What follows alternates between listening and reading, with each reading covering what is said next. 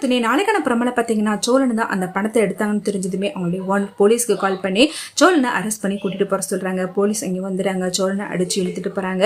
அடுத்து இந்த விஷயத்த சேரனுக்கே கால் பண்ணி இது மாதிரி ஒரு தம்பி என்கிட்டயே பணத்தை திருடிட்டான், அவனை நான் சும்மா விட மாட்டேன் அதெல்லாம் சொல்லிட்டு நடந்த விஷயத்த பத்தி சொல்றாங்க. சேரன் நிலா இதை கேட்டு பயங்கரமா ஷாக் ஆகி ஸ்டேஷனுக்கு போறாங்க.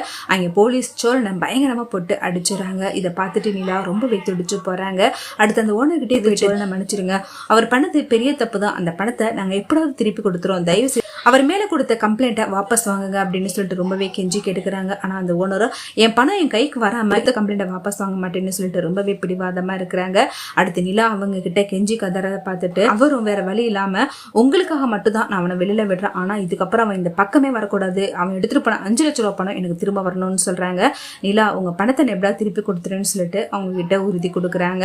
அடுத்து சோழன் வெளியில வந்ததுமே நிலா சோழன் கிட்ட எதுக்காக இப்படி ஒரு கேவலமான காரியத்தை பண்ணீங்க, இப்படி திருடி என்கிட்ட பணம் கொடுங்கன்னு சொல்லிட்டு நான் கேட்டேனா, அப்படி ஒன்றும் நான் ஒன்றும் அந்த இடத்துக்கு வேலைக்கு போகணும்னு அவசியம் இல்லையே, ஏன் இவ்வளோ பெரிய காரியத்தை செஞ்சீங்கன்னு சொல்லிட்டு நிலா ரொம்பவே கோவப்பட்டு திட்டுறாங்க.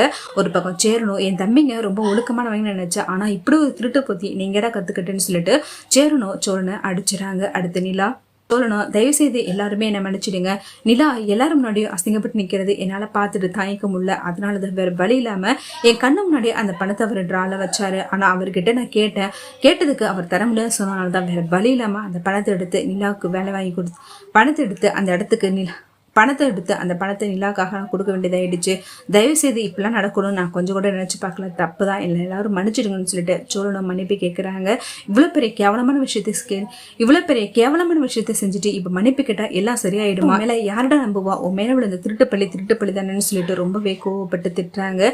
இதுக்கு இருந்த வேலையும் போயிடுச்சு, இதுக்கப்புறம் என்ன பண்ண போறேன்னு சொல்லிட்டு சேரனோ ரொம்பவே கோவப்படுறாங்க.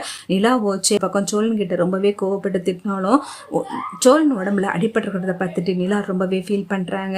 நமக்காக ஹெல்ப் பண்ண போய் தான் இது மாதிரி ஒரு பிரச்சனையில இவர் மாட்டிக்கிட்டாரு, இது மாதிரி திருடுற அளவுக்கு அவர் யோசிச்சிருக்காருன்னு சொல்லிட்டு நிலாவை ரொம்பவே ஃபீல் பண்றாங்க. அடுத்து சோழனுக்கு அடிப்பட்ட இடத்துல நிலா மருந்து போட்டு விடுறாங்க. சோழனும் கண்கலங்கி போய் நிற்கிறாங்க.